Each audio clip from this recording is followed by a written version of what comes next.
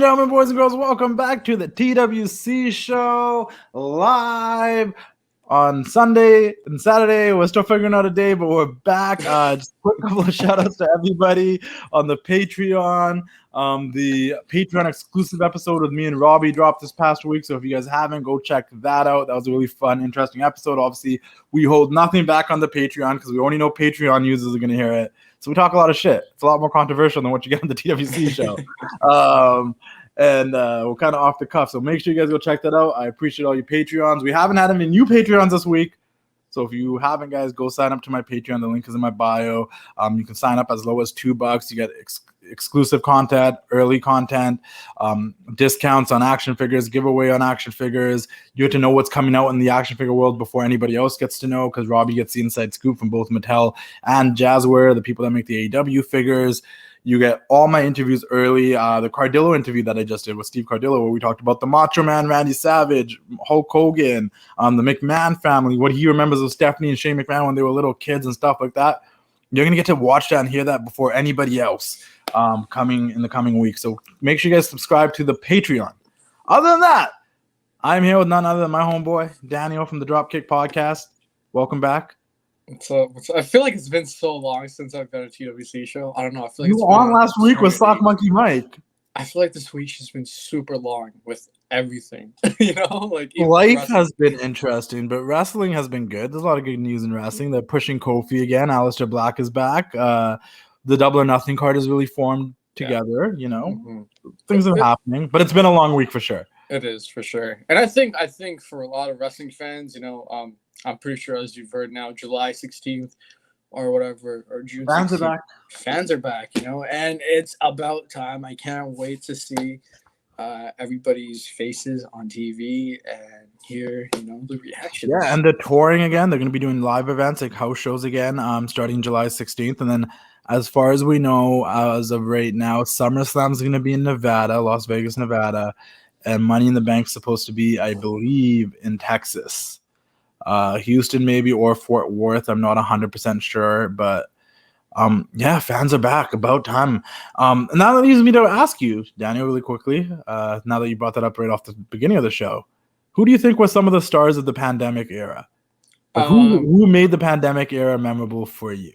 For me personally, Drew McIntyre, he carried the pandemic era. Randy Orton.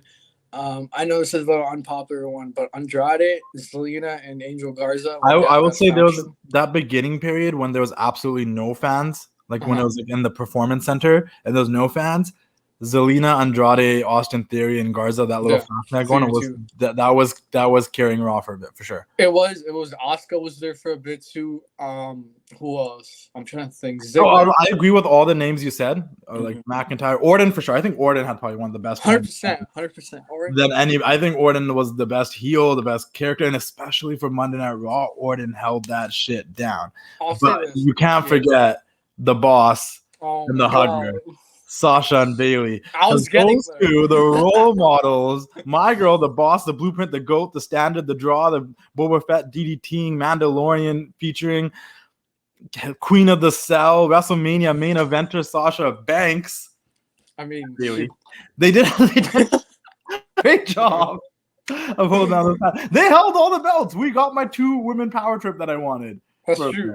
They went to NXT, they killed it there. They went to SmackDown for a bit, and then back to Raw. They did all 3 shows. They set out to do what they were saying. Sasha won every single belt in the women's division in 2020. The women's tag titles, the Raw women's title, and the SmackDown women's title.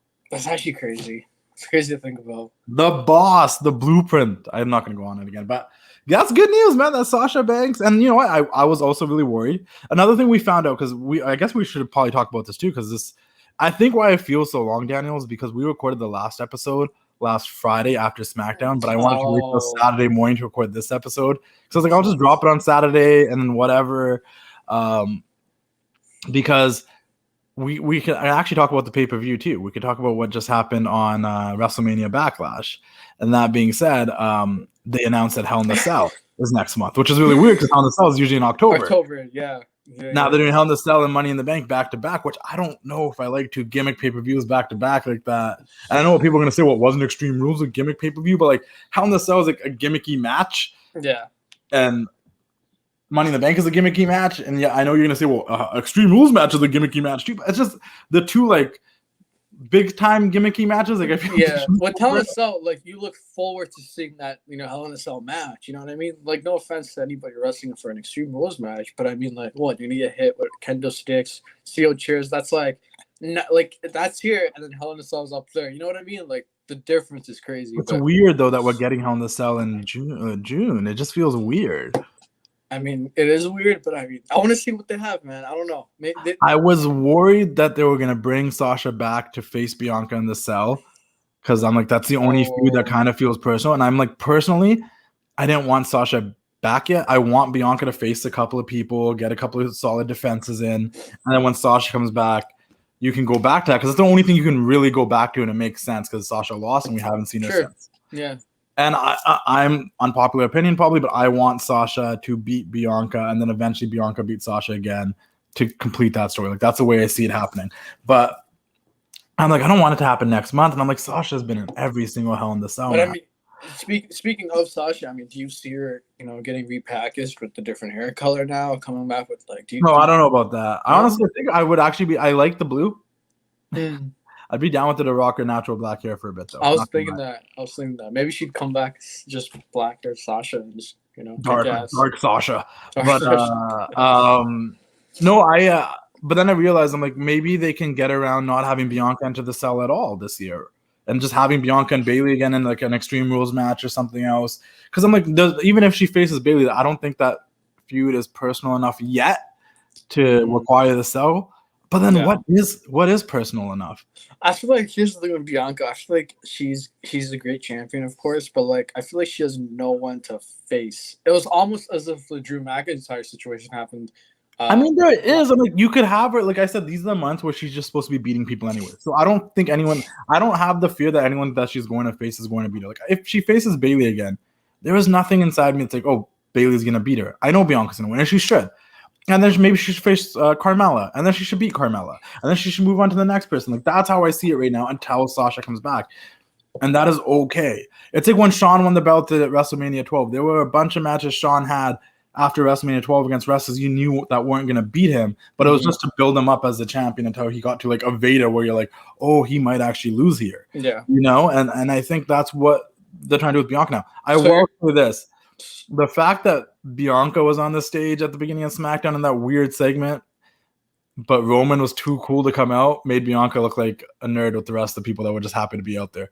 No disrespect to any of the champions, but it just made Roman seem like he was up here and everybody else, all the other champions were down here. So not that they're nerds, it's just that like in Roman nerds, Roman's the man, and these nerds are out here all celebrating their champions. And Roman's like, nah, I'm not coming out there. I'm too good for this shit. Says a lot. I'm just saying. But I mean, it's Roman Reigns. I mean, it's his show at the end of the day, right? So. I know. And I guess Bianca's a baby face. But then why was Apollo out there? Why are Natty and Tamina baby faces or heels now? I think they're baby faces. I don't even know. But anyways, we're jumping around so much. I'm glad the fans are coming back. I do think Sasha and Bayley were two of the highlights, people that you forgot to mention when you said they held down the pandemic, because they were wrestling on all three shows and holding it down. Yeah, for sure. 100%. I know we didn't mention any NXT stars, but you got to give credit to people like Finn Io Shirai, Johnny Gargano, and Candice and Io for holding it down there. 100%. Asuka was one of those people that was underrated at the beginning. She held it down, and during that whole Bayley and Sasha run as holding on the belts, it was Asuka and Kairi they're up against. So you got to give credit to them. Yo, Kairi's saying I really miss her. Yeah. Same here, but I'm glad the pandemic era is coming to an end. Oh, and there's one other group we have to give love to when it comes to the pandemic era, and that was the Hurt Business. Oh shit, right? I totally forgot. Because you got to remember, MVP and Lashley just came together during this pandemic era, Yeah. and then we just had a hell of a run. Even like did the whole Raw Underground period and stuff, like just a hell of a run. Your Raw Underground was sick. Like for what it was during that time period, I actually enjoyed it because like I remember there were like strippers or whatever for like that first run. And I loved the whole vibe. I know there was there Dalvacato was there for a bunch of guys, and it was good because it got them over. You know what I mean? And it was good. Also gotta give credit to like because I'm trying to remember like things that happened in the past year, and I'm like, oh yeah, like I know it's kind of fallen off now from what it once was, but the Fiend and Alexa Bliss partnership was cool. That's too. Like, I remember even when they got drafted to Raw on October and they showed up there and I was like, oh, these guys are gonna dominate Raw together. This is nuts. Mm-hmm. Yeah. And then lastly, Lashley is part of her business, but lastly, once Roman came back, he's this Thunderdome era with Roman. Roman's been holding it. Daniel Bryan too, and Seth Rollins' whole new Messiah. Okay, so my problem with Seth is that the whole feud with Ray and the eyeballs and all that wasn't that great. I know you hate it. Hear me out. I liked it for like the first few months, and then during when Aaliyah got paired with Murphy and that whole thing happened, I was like, wait, what happens now? Because there's no like follow up with this, right? Like Buddy Murphy's got written off TV, so like what now? But yeah, I don't know. I love Seth. I'm a Seth fan. I've been a Seth fan. I don't know. But other than that, like I'm glad the pandemic was over. But going back to WrestleMania Backlash, another hot topic was the zombies because Batista's movie that is on, what's it called again? The zombie or the dead. I don't fucking know. Wow. Let me Google it. Stop. Oh, so anyways, they had zombies involved in the Miz and Damian Priest match as the Lumberjacks to promote Army of the Dead, and was it really the Army of the Dead? Which is featuring Dave Batista, and it's on Netflix. So guys, go to support Batista and check that out on Netflix streaming now. But people that complain about the zombies, but love the Undertaker the entire time. Oh, MVP said this. Yeah. Oh, did he? Okay. Yeah. I saw a lot. It wasn't just MVP. A lot of people were saying this on Twitter. Like, a lot of people. No, there were, because even like there was someone complaining in the comment section. Fans were like, "Oh, but I bet you were a fan of the Undertaker." Like, yeah, you can't be mad. But if you hated the Undertaker and you hated the zombies, fair game. Fair game. Because if you're not about that whole voodoo, mysticky, stuff, you don't like the Fiend, you don't like any of this stuff, then fair game. And there are people that don't like all of this kind of stuff in wrestling. Yeah, so 100%, fair game. It didn't hurt the show, it didn't help the show, but I think overall, personally, I didn't find the show that great. From top to bottom. The main event was dope between Cesaro and Roman. That was a really good match that I think told a great story. I don't think anyone actually believes Cesaro was going over. If you did, I feel bad for you. Wow.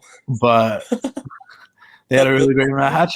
Wow. I assumed Seth would come out. I didn't think he wouldn't come out till after the match was done. I thought Seth would somewhat cause Cesaro the match, but no, they had a clean match, and they let Roman win clean, which was something I said they don't do often, but they did. They let him win clean. There was no shenanigans. There was no cheating.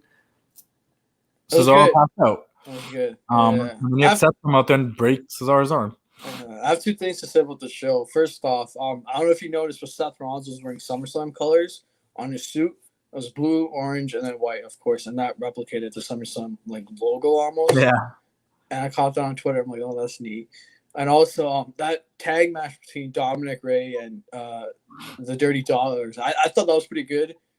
And it was good, but it felt like it went way longer than it needed to. It had cool moves, man. Like Ziggler's cool moves. It had cool moves, guys. Come on, like wrestling. I'm not that guy. I got the score, but then also I was like, wouldn't it? Okay, you're trying to build Dominic, right? You're not trying to build Ray. Wouldn't it have built Dominic more if he got stuck with Rude and Ziggler, and then Ray had to come out and help him at the end, but then Dominic still got the win? Yeah, I know. Instead, this was made Ray look like the ultimate underdog, and then Dominic came and saved him. It's like they're trying to go with the story for the last 15 years. Oh, Rey Mysterio is this big underdog, but I get what you're saying, and I think this should have happened at WrestleMania instead of a pay-per-view with talking about things that should have happened at WrestleMania. Why didn't Natty and Tamina just win the belts there? I don't know. That too. It's just a lot of these things should have happened at Mania, but And I know something we're both not happy about is that this upcoming Monday in 2 days, we're literally getting Natty and Tamina versus Nia and Shayna again. And I swear, if this isn't the match where Nia and Shayna break up and start fighting each other, I'm gonna fucking lose my mind because they should never have been that tag team as long as they have been. Yeah.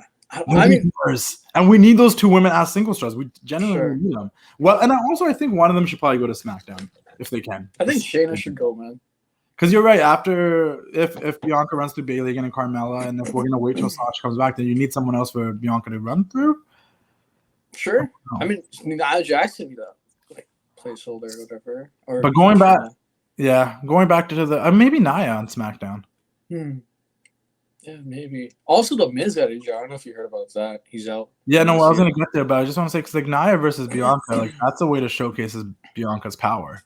Yeah, that's smart. That's smart. Also, well, Shayna's there. I'm gonna kind of want Shayna to beat Bianca. You know?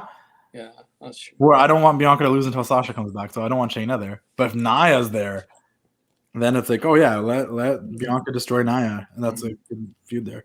What were you gonna say though about the Miz? Miz is injured. That's true. First injury in his career. How about that? Crazy. Never been injured in his like I don't know like 20-year career. No, 10-year. Wait, 11, like 15-year career, roughly. Somewhat. Quick math, guys. But yeah, I mean, shout out to the Miz. He's been also holding it down during this pandemic era with Morrison, and like their funny skits and everything. But yeah, man, it kind of bums me out. But also, it's a blessing in disguise for Morrison because he gets to have that singles push now as the main event guy. Hopefully, he doesn't end up on main event losing to Jinder like Jeff Harvey. Dude, that actually hurt. That actually hurt so bad. I no disrespect to Jinder. I like Jinder. It's just like why? Why Jeff Harvey? I don't. You know what's funny? He went on the bump and he was like, "I beat a veteran like Jeff Hardy," as if he was just like a new guy or something. And I was like, "Whoa, like heel heat right there." But good for Jinder. Jinder was on the bump. Yeah, like a couple of days ago. Speaking of the bump, shout out to Steven's wrestling journey. He was on the bump. That's my boy. That's cool, man. Happy for him on there. Full of charisma, that kid. He was on there with Kevin Owens, obviously Kayla, Matt Camp, Evan, and Stephanie tweeted at him too. It's pretty cool. Yeah. Of course she did. Come on. You think she ain't gonna jump on the opportunity to tweet about this? Hey, Stephanie, hire me. But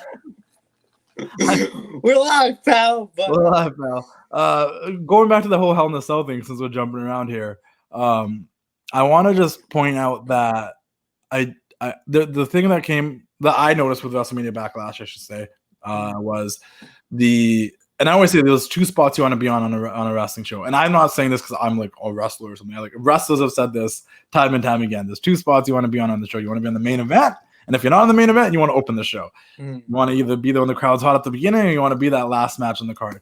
And the first match was Charlotte, Rhea, and Asuka, and I enjoyed it. I think that was the second best match on the show other than the main event. And that being said, it seems like Rhea's taunting Charlotte. Shout out to Charlotte and her Cruella de Vil gear. I thought that was really cool too. Because a big 101 Dalmatians fan growing up. But what do we do with Asuka now? Because I don't want her in the title pitch no more. And when we do talk about the Hell in the Cell, the only other feud that I think is somewhat personal enough to be in the cell might be Rhea and Charlotte, which will be the first cell match without Sasha Banks, which is like, it's okay. She had 4 and she finally won the last one. And Sasha said in interviews herself, she's kind of like, okay if she doesn't have a cell match again for a whole bunch of years because she lost a bunch. But like Charlotte versus Rhea, and I'm thinking to myself, like, yo, Rhea Ripley is like, could be like the face of Hell in the Cell. Like, look at her. Like, people should not want to go. Like, Rhea Ripley should somehow start building a tradition of like being unbeaten in the cell because she looks like someone that you shouldn't be able to beat in the cell. Yeah, I mean, they can do that, and I think that would give her a little new like character development right there for her because and it gives you something to look forward to, like we did with the Undertaker on the streak. Like every year, someone tries to fight Rhea in the cell and they just can't beat her. Yeah, I mean, it doesn't need to go for 20 years, but give it like a good 3 years, 4 years of her having undefeated streak in the cell and. Someone finally beats her. Yeah, that'd be pretty cool. I can see a Hell in a Cell poster and Rhea Ripley on the poster. I don't know why it seems so fitting. She's marketable like that, right? Like she's the brutality. I don't know what's her nickname, but like something brutality. And I see it. So yeah, I'm with you on that. I think we need time off from Asuka the same way we're getting time off from Sasha right now.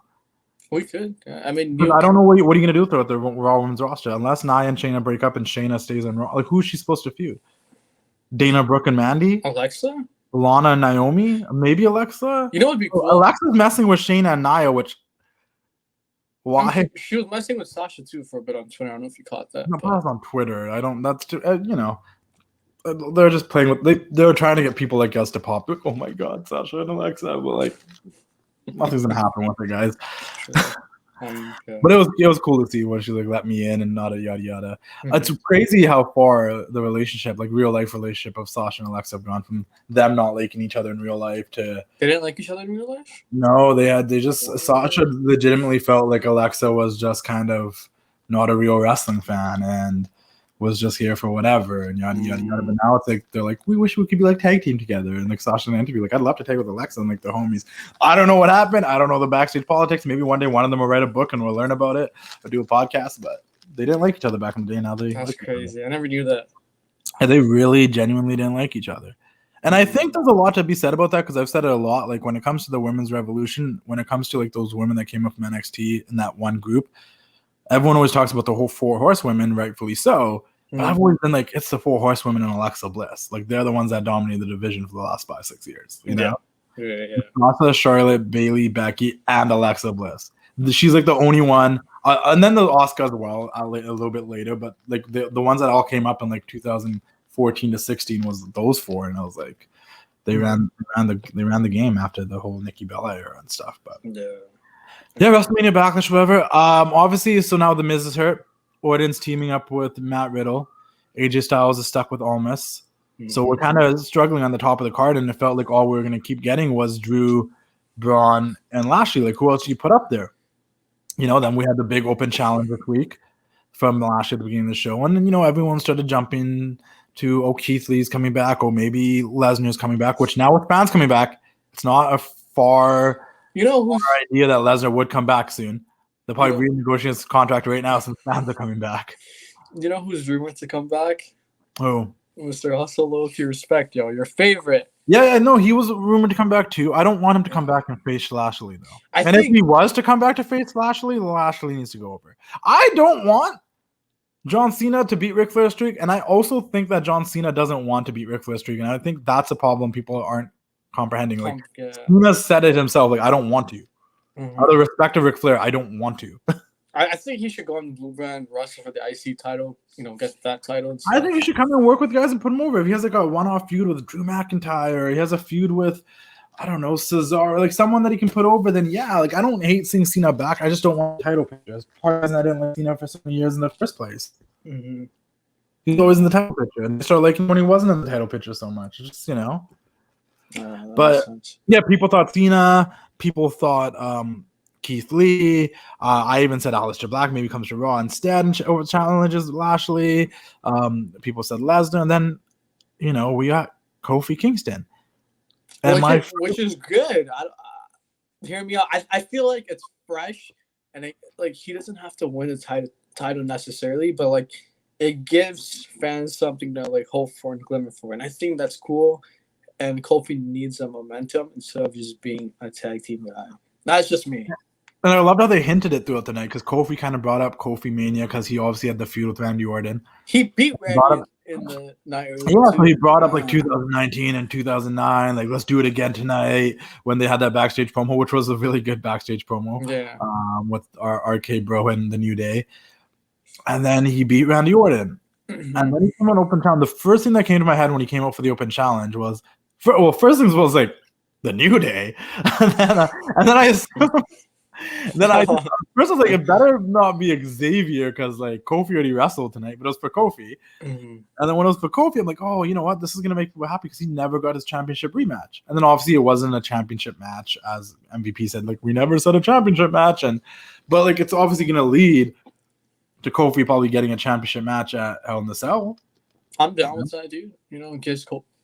Gives Kofi to do something, and I think it's just something fresh because I know McIntyre's been in the title picture for a while now, and seeing new faces there would be really cool and gives a lot of guys opportunities, Well, where do you place McIntyre now? Because easy. He helped Kofi win the match, but what does he do? Does Braun come back and fight him? Jinder Mahal. Because Jinder, I don't know if you watched the bump or not, but I've been keeping up recently, and Jinder Mahal is just throwing shots at, McIntyre. He's like, I made McIntyre, blah, blah, blah. It's fair. That would be good. Okay, yeah, so that needs to happen next week on Raw. Jinder needs to attack Drew or something.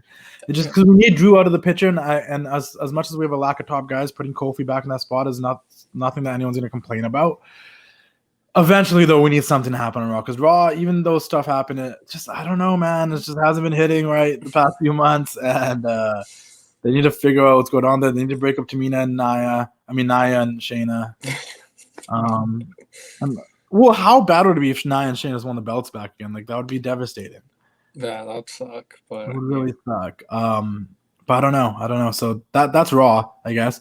And then when it comes on terms of SmackDown, decent show. I found the opening. So Sonya announcing that fans are coming back at the opening was cool.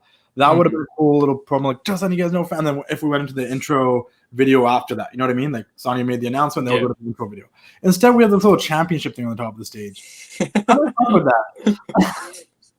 And as I mentioned earlier, it just made those champions that came out to look like losers because they were just like, we're the champions, yay, look at me. Woo! And the heels were standing with the baby, like, and all it led to was a 6-man tag match with the women. Yeah. And Nia and Shayna aren't even on this show. I thought the moment you lose the tag belts, you aren't allowed to jump shows anymore. I don't know, man. Wrestling. It is what it is. So I don't know. But that being said, like, I hate 6-man, 8-man, 10-man, 12-man, 13-man, 15-man tag matches. Mm-hmm. I'm okay with 2-on-2. I'm always fine with 2-on-2. And I am okay with some 6-man tag matches and stuff like that if it comes with a storyline warranted to it. But, like, this was like, Bailey's here. Bailey challenges Bianca. Oh, no. Tamina and Natty are going to help Bianca. Oh, no. Nia and Shayna. Oh, have a match. Like, is Teddy Long still booking this show? Yeah, and I get what you mean, but I mean, it was an okay start, but you know, the show got better, obviously, right? But yeah. I did not care about Dominic versus Bobby Roode because I thought that was cool. Just don't care. I know, but like that kind of helped, you know, Dominic get over it. Like he beat a veteran like Bobby Roode, who's been in the business for like 30 years. And the Roman promo was great. Roman's tracksuit, dope. Yo, why is Paul Heyman coming out to the Shield music? I think that's just his theme down. I don't know. I don't like that. You don't like it? I think it's like fucking joke. Because he had no association with the Shield for so many years. And now he's coming to the Shield. Like, at least like with Roman, I was like, oh, Roman Shield. Like, Heyman should come out to like his own, like, why don't they just give him back his original ECW? ECW, I was going to say that. Every time he came out to that, I got hyped. Yeah. I was like, give him Cult of Personality. I'll lose my shit. Imagine that's the first theme that plays when fans are back. Imagine that came out to SmackDown. Look in my eyes. Heyman, what's up? What? Cult of Personality. Remember that one Raw he came out to it after Punk left and he cut that promo sitting in the ring? Bro, blaming fans for Punk leaving. It's like, in Chicago to piss them off. I was a young kid. I wasn't young, but I was like, you know, in my teen years or whatever. And I was like, CM Punk's back. And then I saw him and I'm like, oh, okay. And I still hoped for Punk to come back that night. I was so devastated. Yeah. Yeah. But yeah, so then the Rome cut a promo where he said he's too humble. He's a humble guy, so he didn't want to talk a lot of himself. And then he let Heyman talk about him for like 10 minutes. At least it felt that way. And Cesaro came out, and then Seth attacked Cesaro. And like, listen, on paper, if I was writing the show and that was written down, I'd be like, oh, this would be a great segment. And not that it wasn't a great segment, but it was also like, oh, this also didn't really do anything different than what happened on the pay-per-view. Yeah. And what happened the week before. Like, there's nothing that... I know you needed Roman on the show because I think people look forward to that. And I know that it was kind of nice not having Roman open the show and have him somewhere in the middle because, you know, switch up the formula a bit. But I don't know. There was just it didn't do anything for me. It didn't establish who Roman's next contender is going to be, which maybe they're trying not to establish that yet because we're still trying to figure out the whole Jimmy J thing. And I do think it might be Jimmy at first. And Seth is still attacking Cesaro. Like, it wasn't bad by any means. It was good, but it wasn't great. Like, it was there. And it was and also Roman's entrance is as long as the Undertaker's entrance now. And we had literally one whole segment was just his entrance, and then we went to commercial break. Yeah. Like, like they were just killing time. Yeah. I mean, they were killing time for the main event, right? They were trying to give the IC title as much time as they can get, but yeah, I don't know. I was down with the main event. I remember I was on Clubhouse, shout out to all the Clubhouse friends, but I remember being like, they were obviously, a lot of them were rooting for Big E. Nikki was rooting for Kevin Owens, and I jokingly, not even jokingly, I think I kind of really wanted Sami Zayn to win, because I'm like, wouldn't that be funny? like Sami Zayn won the belt, like that shit would be funny. But at some point, Kevin Owens and Sami Zayn just like disappeared, and it came down to Big E and Apollo. And Aleister Black made his return, and he black masked Big E. And yeah, he's back and happy. The only problem, I know this is gonna sound like I'm complaining, but I'm not. I'm really happy for Aleister. I'm a huge fan. Huh? I said it's good news he's back. It's about time. I know, but it's just like, why the mid card seed? Their mid card seed. Well, you can't put him. I mean, you could put him against Roman for maybe because you could have Jimmy versus Jay and then Roman versus Aleister. But I think it's, and then I remember because I was saying this in Clubhouse too. I'm like, I was like, well, why did he attack Big E, not like anybody? I'm like, because what was Big E gonna do if he wasn't gonna win the IC title back? He wasn't gonna go after Roman next, guys. Like, I'm just being real here. He's not. So yeah, the mid card is stacked.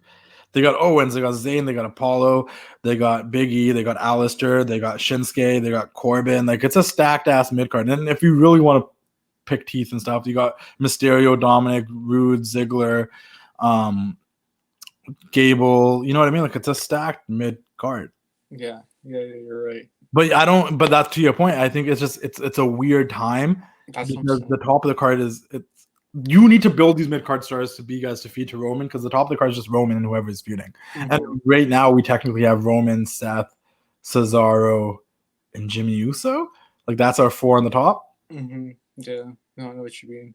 But I mean, it's good. I'm happy for him. I don't know if people noticed. I talked to you about this. Aleister has one contact to represent when Seth fucked up his eye last summer, and I think that's pretty cool. But also, like you said, why doesn't Rey Mysterio have that weird? Rey Mysterio's eye just was perfectly fine. His fell out of his face. Poor but no, I like the attention to detail and the continuity on that. At least not wearing an eye patch anymore. But talk about continuity. Why didn't we go after Kevin Owens? Kevin Owens is a big part of the reason why he lost his eye. We're moving to Big E. Like, obviously, we'll get answers to these questions as we go forward. I really, really, just really, really, really, really, really, really, really hope that they do Aleister right this time around. I think they will, man. He seems like a heel, so I mean, I think he is a heel. Straight up. He's a heel, but Big E's the obvious face, but I just hope they do him right this time, because the first run was not done properly and it did not live up to expectations, and it really sucked because I think he has so much potential as a character, and I'm a character guy. And he's not a bad wrestler. He does stuff a guy his size shouldn't be doing, so that says a lot. Yeah, 6'2" some shit, but yeah. No, he's like doing backflips and all that stuff. Please use Aleister right, book him right. And let's get those naysayers behind him, because there are people that are still Aleister naysayers, but that's only because all they know about Aleister Black is what they got on the main roster. They never watched NXT, and they never watched Tommy Yen in the Indies. He's dope. Trust me, guys, he's dope if they use him right. Let's hope that happens.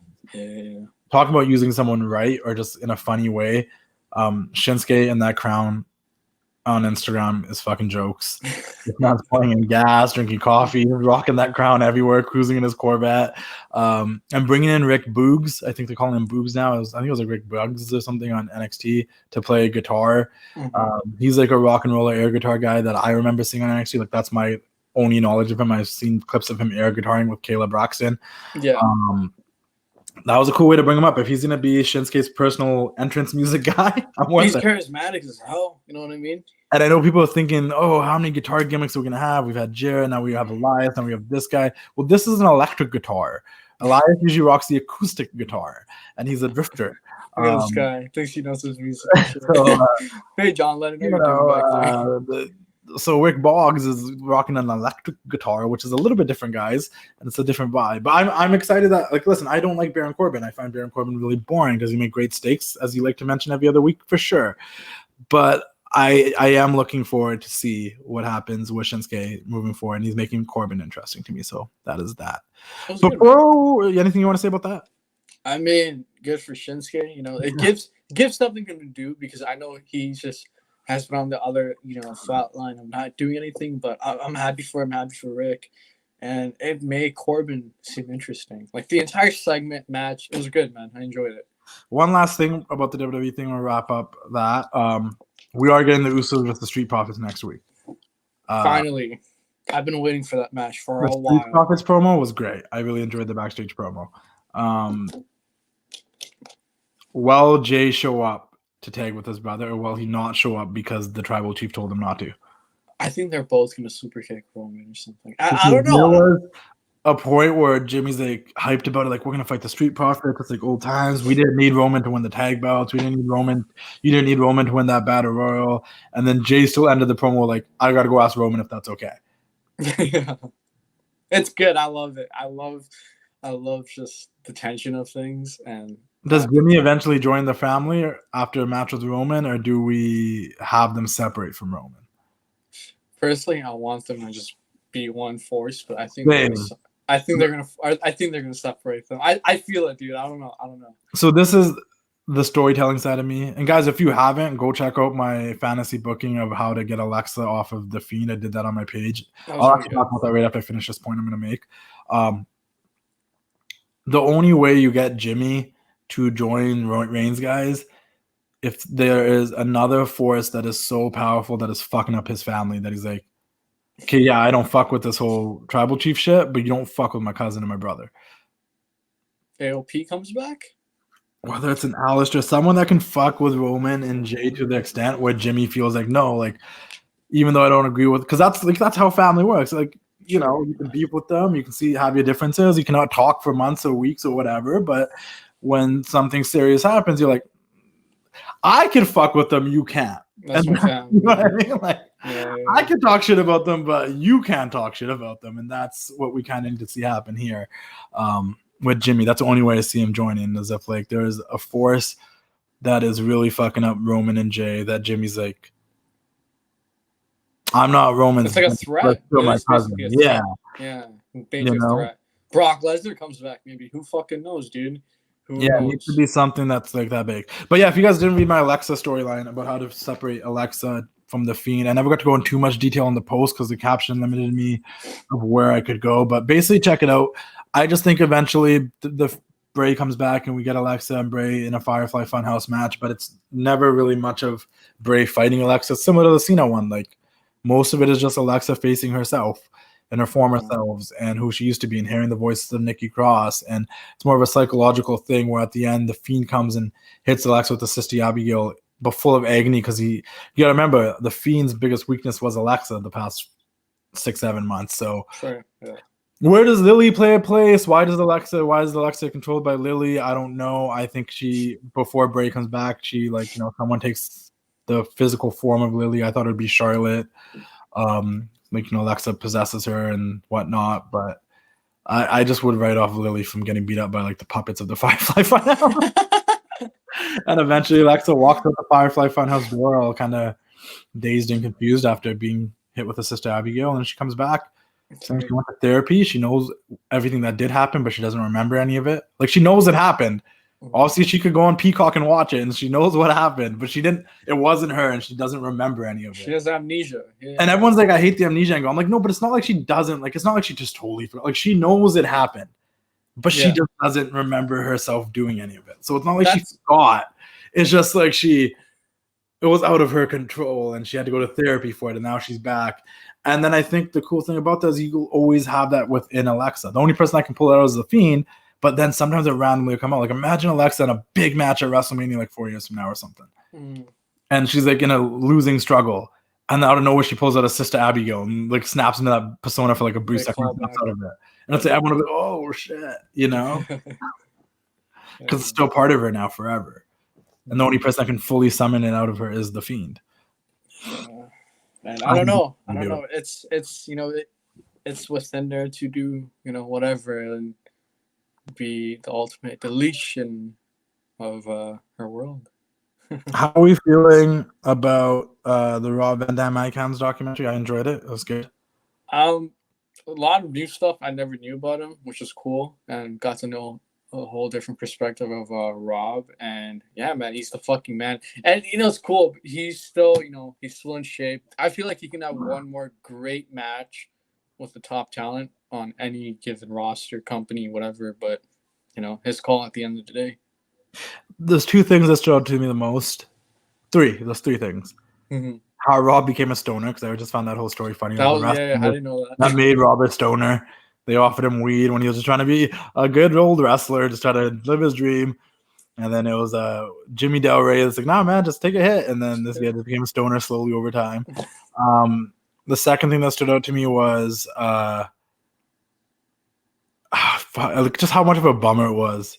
And like, everyone already knew the story and all that, but like when he won the WWE Championship and why he had to drop it, like it was just such a bummer. Yeah. And then the third thing is how Rob did everything Rob's way. His way. Yeah. And if he didn't want to do something, he didn't like the vibe. No, it doesn't matter how much money he was making. Shit, like he just did it his way. Like he left WCW when that was national television because he just didn't like the vibe at WCW. And most people were like, "Why were you doing that?"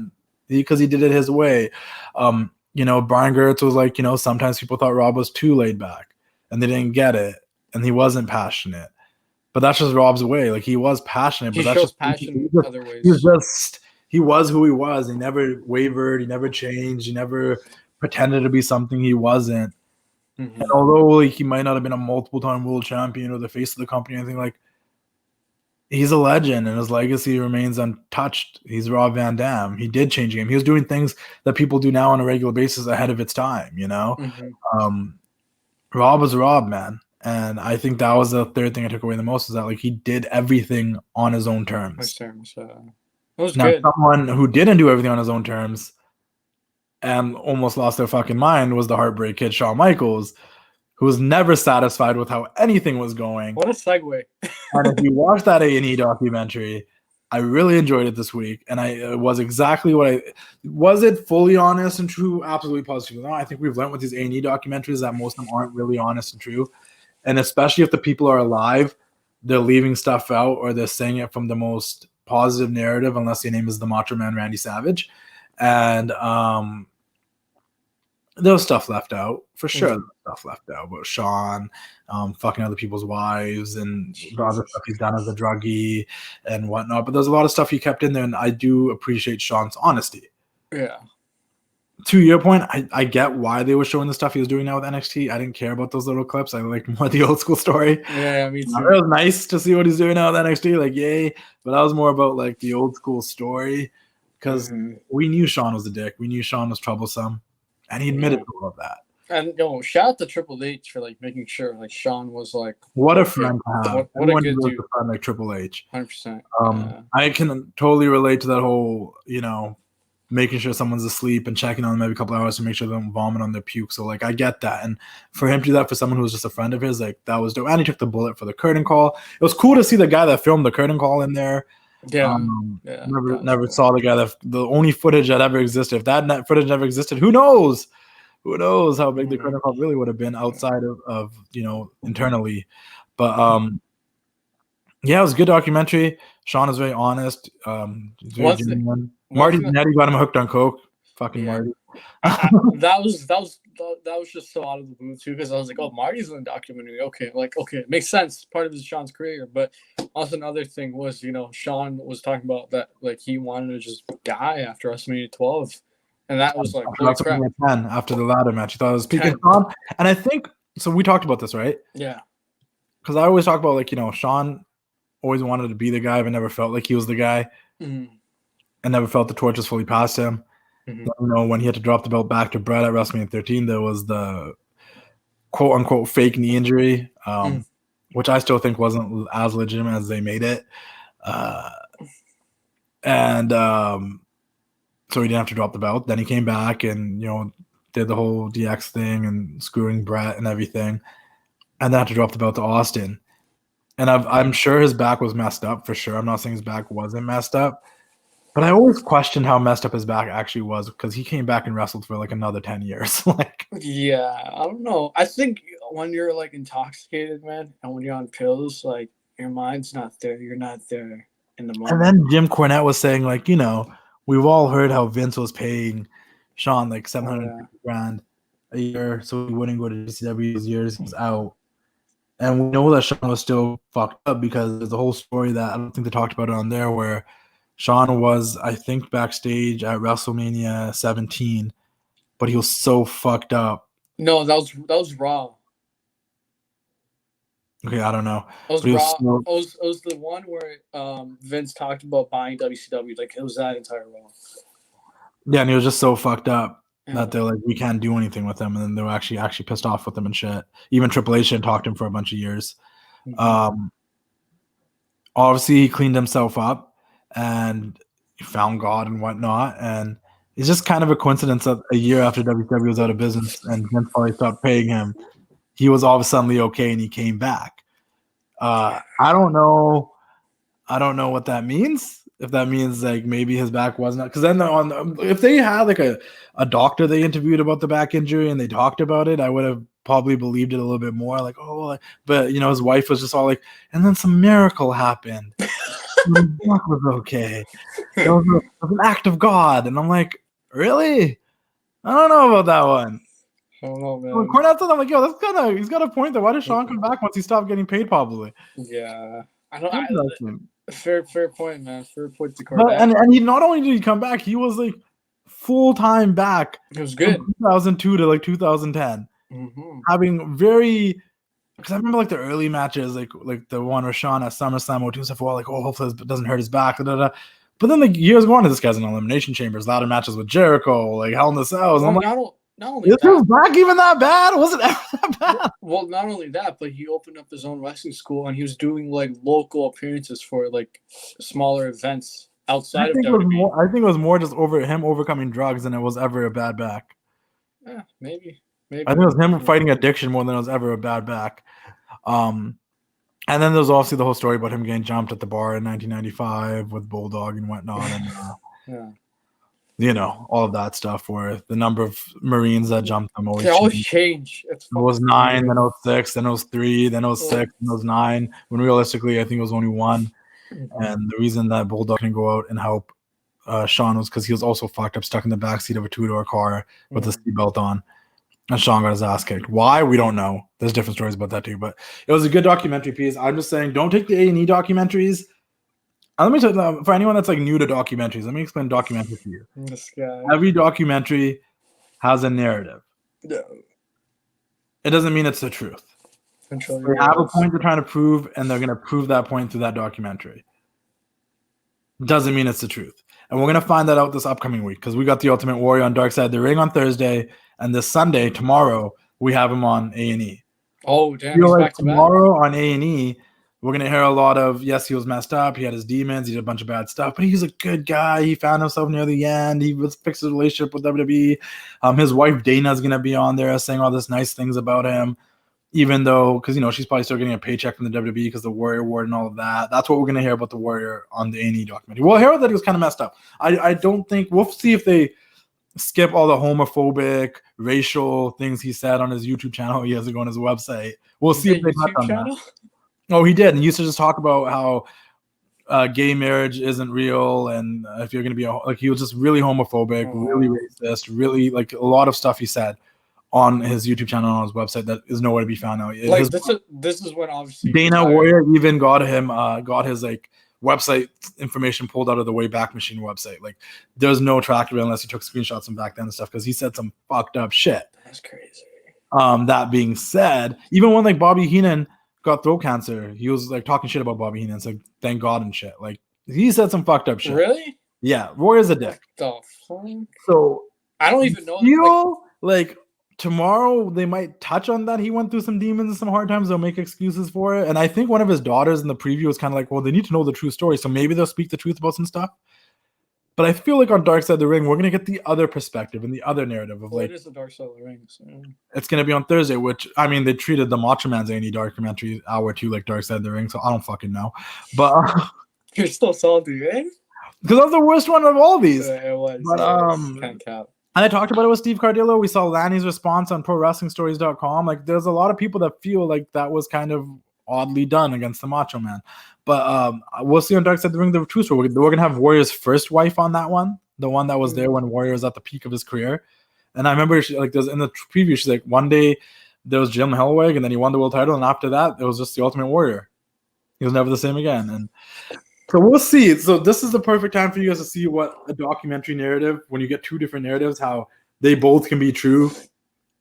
And you got to put both perspectives together to actually make up a true story.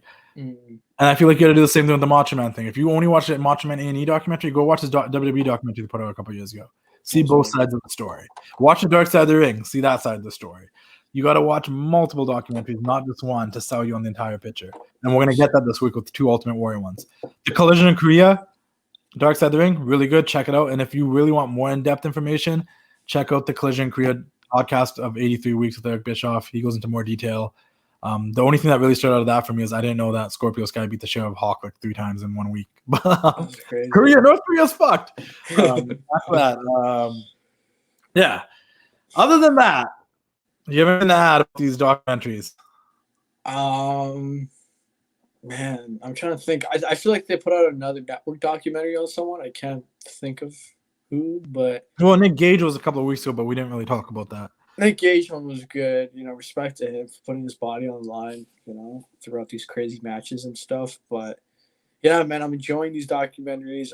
I can't wait for the Brett one. I'm really excited for that one, and I hope I hope they just don't talk shit about him. No, as far as I've been told, my sources have said that Brett has watched it and he's really happy with it. So that's that.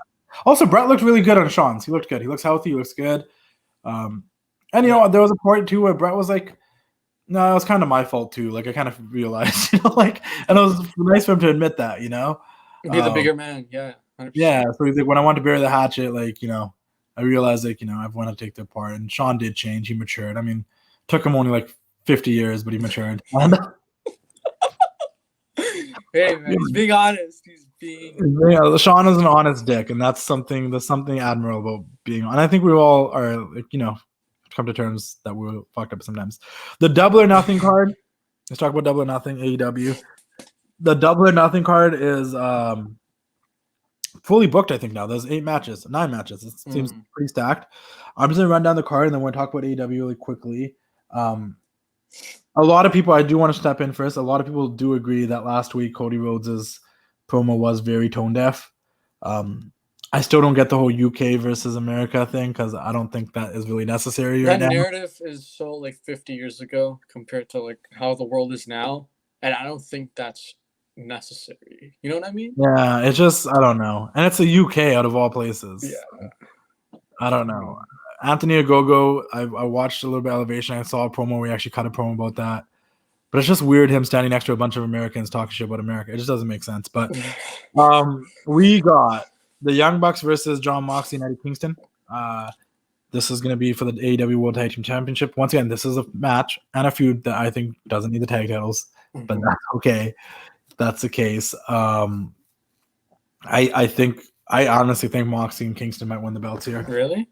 But we'll do predictions next week. But I'm okay with this. He's still using Wild Thing, but it's a different version this week. But I don't like the new version. I like the old one. That's just right. I think the old one. Was it me or did they play the old one when he won? But they played a more amped up one when he was making his entrance. Or am I just tripping? No, it's the same thing. Oh. Speaking of Tag Team Mania, we got Sting and Darby versus Scorpio Sky and Ethan Page. I mean, this whole Sting, Lance Archer, Ethan Page, Scorpio Sky, Darby, Dark Order, all of it's so fucking confusing. So fucking confusing.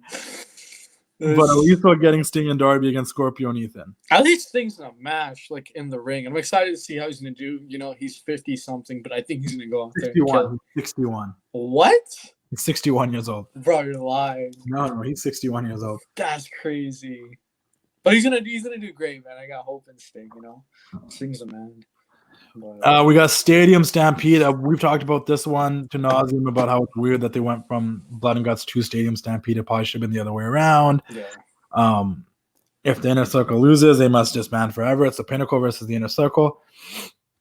I enjoyed both promos this week. The Inner Circle promo in the ring with Jericho and Sammy guys was good, and the vignette backstage promo of the Pinnacle out eating lunch and Sean Spears showing a little bit more aggression. That was a really good promo and stuff too. I'm excited for this match. I don't know how they're gonna make it as good as the last one, considering they don't have the characters of the BTE guys. Mm-hmm. But there is a lot of characters in this match, so yeah, I don't know. Maybe they can pull it off somehow. I'm rooting for the Pinnacle, but I kind of feel like since they won Blood and Guts, do they win this too? Is this a Shield goes over Evolution every single time situation? Or does the Circle stay together? I feel like someone's gonna turn on. I feel like Sammy's gonna turn heel or something. Yeah, because how long can the Inner Circle stay together? I don't know. Sammy's gonna turn heel on Jericho, and then maybe they're gonna feud. I don't know, but we got the Casino Battle Royal, which has Christian, Matt's. I'm not going to name everybody, but I hope Christian wins. That's all I'm going to say.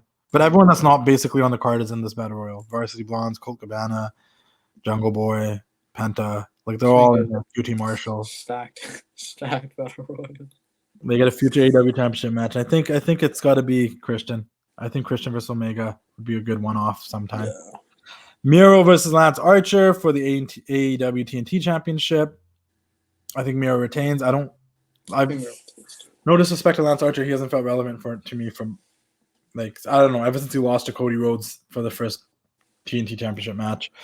We got Hangman Page versus Brian Cage, which is not for any title. It's just a singles match. We have we have Shida versus Britt Baker, which Britt should definitely go over.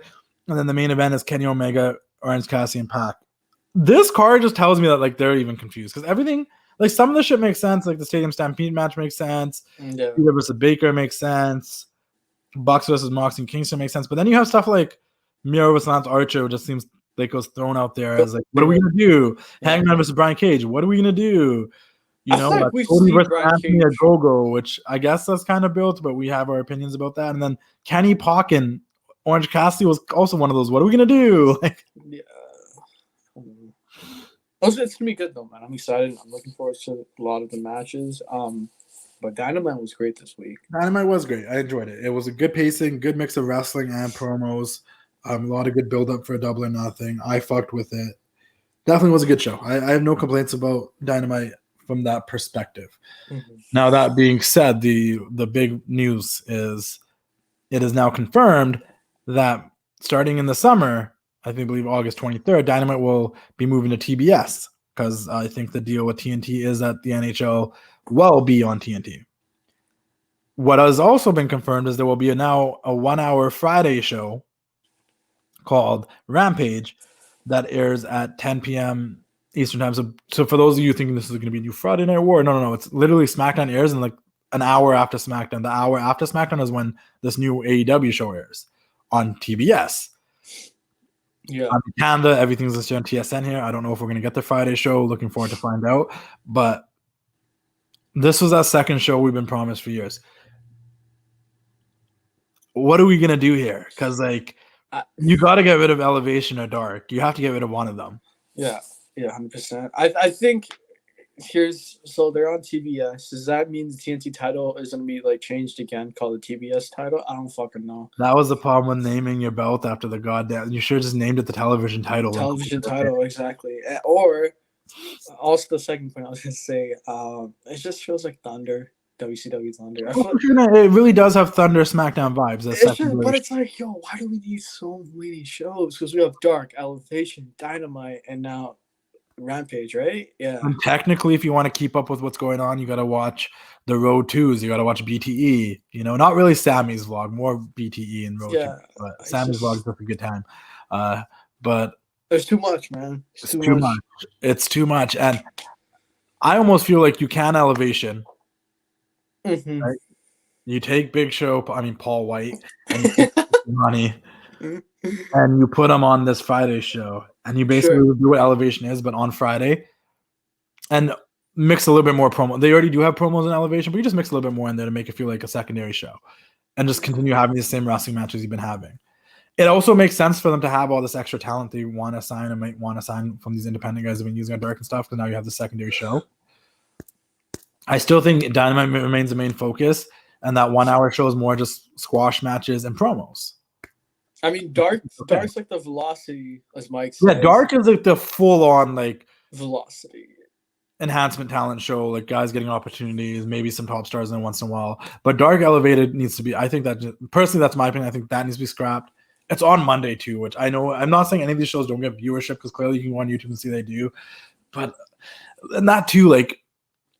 Dynamite's numbers are falling back into the 800,000. There's no presidential debates. There's no news things. There's no NXT. There's nothing to blame. Yeah, I don't know, man. I feel like there's just too much wrestling for. Oh no, never mind. We're gonna start blaming the NBA playoffs and the NHL. I just feel like stop blaming things and just get the show better. Because if it was good, people will watch. Point blank. I mean, it was good this week. Fucking blank. If it is fucking good and feels like can't miss television, people will watch. Yeah, I mean, you gotta say accountability, right? But if you just fucking take accountability. We make an excuse. Oh, there's NHL playoffs. Oh, Biden was given an address. Oh, well, NXT's on. Oh, like no. The show's good. As a hardcore wrestling fans are gonna watch regardless. You're doing nothing to bring other people back to watch. Blood and Guts was hyped. It was hyped. People came to watch it. What'd you do to keep them there? You had Cody cut a tone-deaf promo that he thinks is one of the greatest promos of the modern. Does he really think that's a good?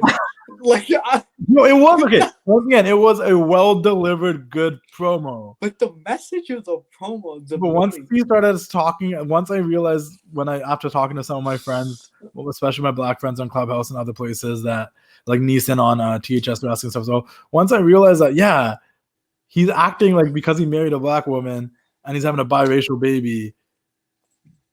Racism is saved in America, and America's a great place, and Daniel Ogogo shouldn't hate America.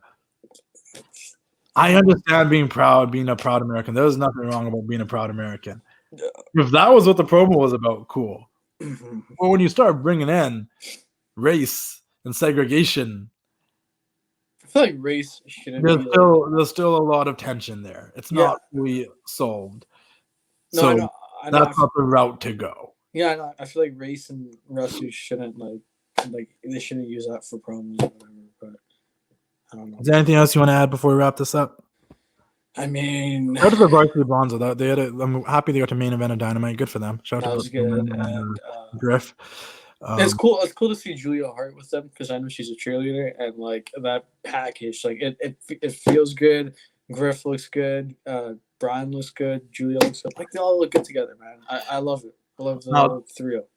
That all being said, AEW, they're having a second show on Fridays. I can't. I feel like there was ever a time to hire me to help you guys out with either social media or as a consultant for continuity of storylines.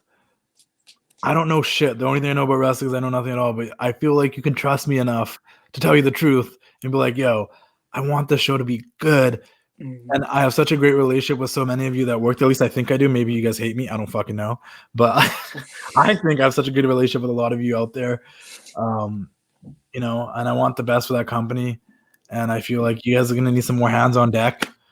So I'm not begging for a job. I'm just advocating for one that I think I could help, especially on the ends of social media, creating extra content, make sure the people are getting what they want to see. And also, I know you guys have this whole tight-knit group of EVPs and Tony Khan making all these booking decisions, and I would never step on any toes. I think I know better than anybody else. But if you're ever like, hey, Justin, what do you think about this? I'll tell you the truth, guys. And I think you guys need that from a fan's perspective. Yeah. Not someone inside looking out, but now someone that was outside looking in and could be like, listen, this is what's going to piss people off. Maybe you shouldn't say it. Like maybe because I'm a Cody Rhodes fan, I want to root for Cody Rhodes. I like the fact that he's using the American Dream name for this. I wish there was a bigger reason why, but I don't know if the storyline really needs it. But maybe Cody should have ran that promo across a few people before he said it. So someone could have been like, hey, maybe you shouldn't say that part. And that's what you guys need back there. Someone to be like, hey, I'm not even, out of all like genuine concern, like I think that might piss some people off. Like, like, you just need people back there like that. And I don't know if you guys have that. I know you got a lot of people that have years and years and years in the wrestling business. But that's also the point. They've had years and years in the wrestling business. They don't care as much as they used to. let's be completely clear and honest about that. They care, but I'm sure as hell they don't care as much as they used to.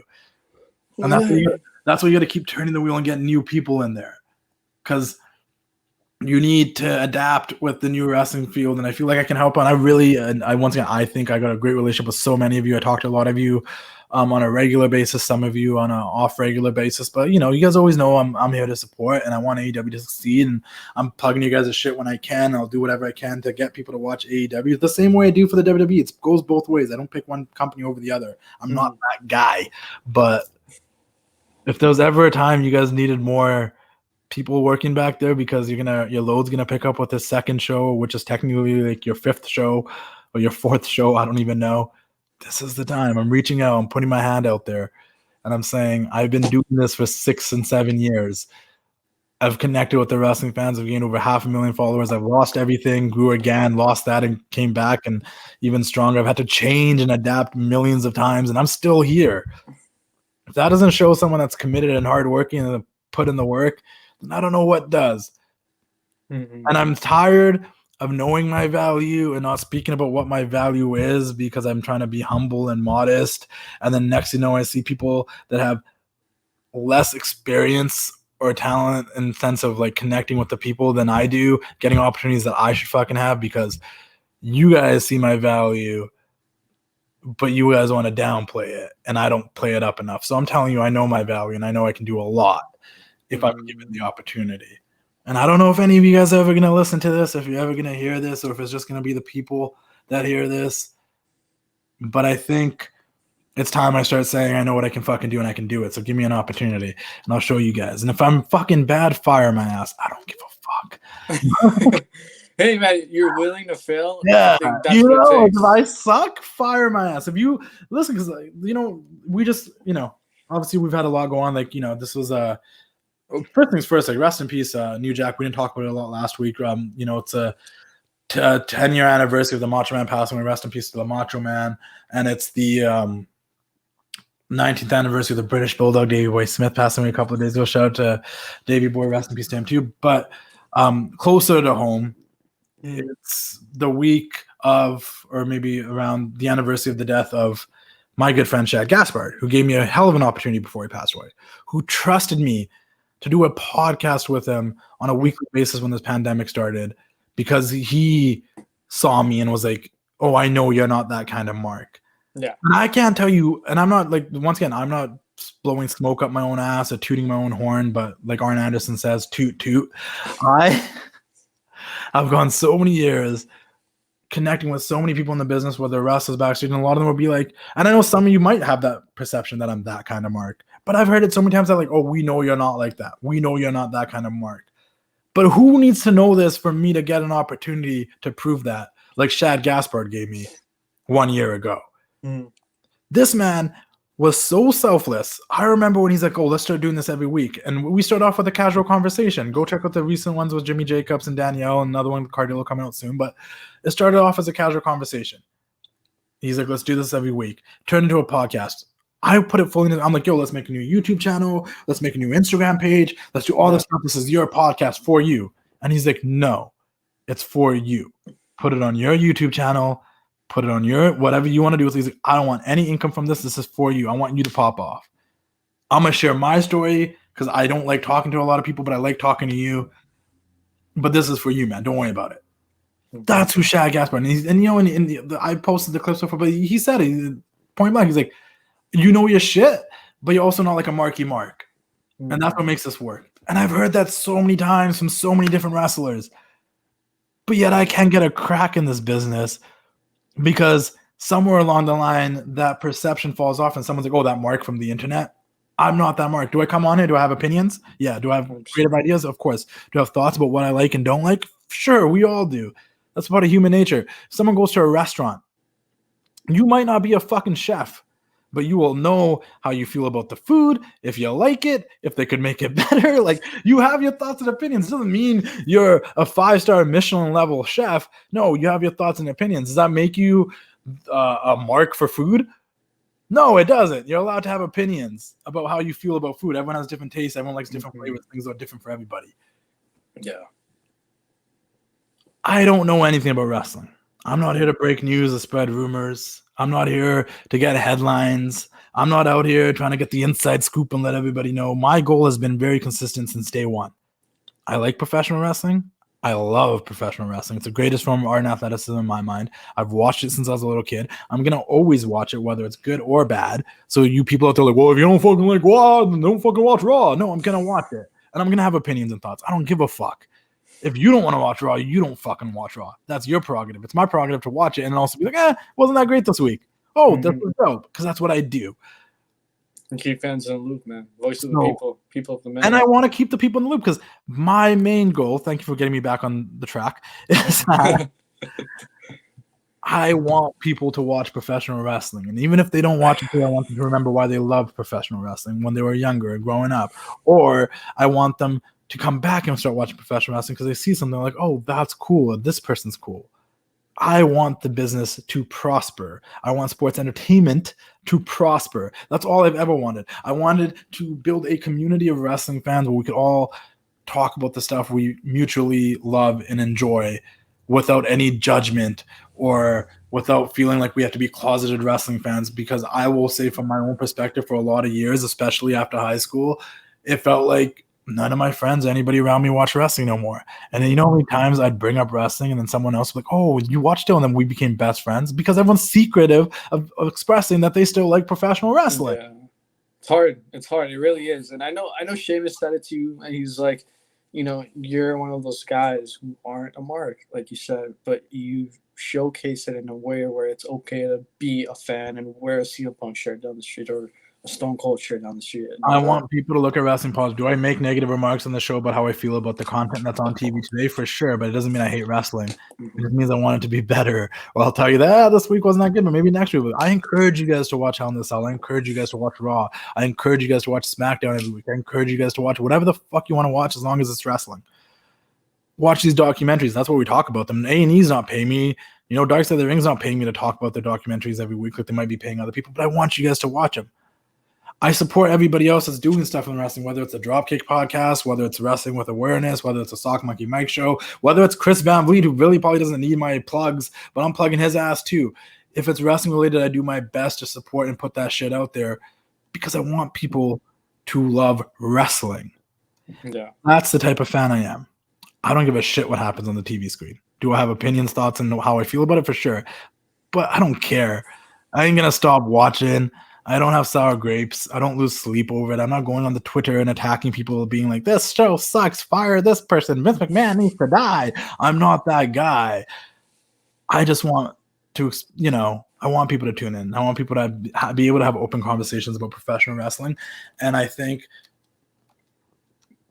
this is the time I'm going to just openly say with all confidence that one of you companies needs to just give me a shot. Because I promise you, my only goal is to make more people tune into your product than anything else. What are my strengths? I can create content. I can help you with social media, and I can give you ideas, and I can give you things that I think that the fans want to see, because for the last 6 years, all I've ever done is talk and engage with the fan base of professional wrestling. The ones that are here and the lapsed ones that left years ago. I know what they want too, because I've had the benefit of somehow collecting a following based off of fans that watch today and fans that used to watch that don't watch anymore, and I know 100%. What they want too. 100%. So if I know all of this and I have all this knowledge and I can create content that they enjoy and post shit that they enjoy, you think I can't do that for your company? Yeah, 100%. I know you talked about this too. I know I don't know where it was. Maybe it was on your YouTube channel, but you talked about Jinder Mahal being champion 2017, and a lot of people stopped watching years ago. And then when they came to your page, you're the one who introduced them to Jinder Mahal. So it goes back to what you said, man. Everything does come full circle, and you're that guy. Like, I will send an email again. I will reach out, but all I'm saying is just give me a shot and let me prove you wrong. And if I suck, fire me. Other than that, I want those people that I've lived and I've learned and nothing. Like I always say when it comes to life, if you fear failure, like, then you're never going to succeed. I strongly believe that. But if you don't fear failure, then man, you will step out of your comfort zone and do fucking whatever. And honestly, I've grown so much since running the Wrestling Classic. I went from not showing my face, being scared, hiding behind a camera, being Batman to, and Bruce Wayne to now being like, throw me in front of anybody's fucking camera. I'll shoot. I'll tell you how it is. Or I can play the game. I can work with the powers to be. Trust me. I didn't get my page back from not working with the powers to be. I know how to listen. I'm not like some smart ass that's going to come in and act like I know everything. I don't know shit, but I know enough to help make a difference. That's all I'm saying. Other than that, guys, follow me at the Wrestling Classic. Follow Danial at Danial MA and the Dropkick Pod on Instagram. Follow the Dropkick Podcast on Apple Podcasts, Spotify, wherever you listen to podcasts. Stay subscribed to the TWC Show. Check out the YouTube channel. The Wrestling Classic, we just recently have interviews up there with Daniel and Jimmy Jacobs. I got Steve Cardillo coming up in the first week of June. Still working on some other big ones, trying to get some interviews that got rescheduled properly so we can get those done and ready to go. Shout out to Maestro Classic. Always shout out to Chalkline and Cardillo. And yeah, man, I think that's about it. That was good. It was a good week of wrestling, a lot of good news, and hire me. Other than that, keep doing the thing. And, ooh, yeah, dig it. I got a little emotional, bro. Emotional. This guy shed a tear.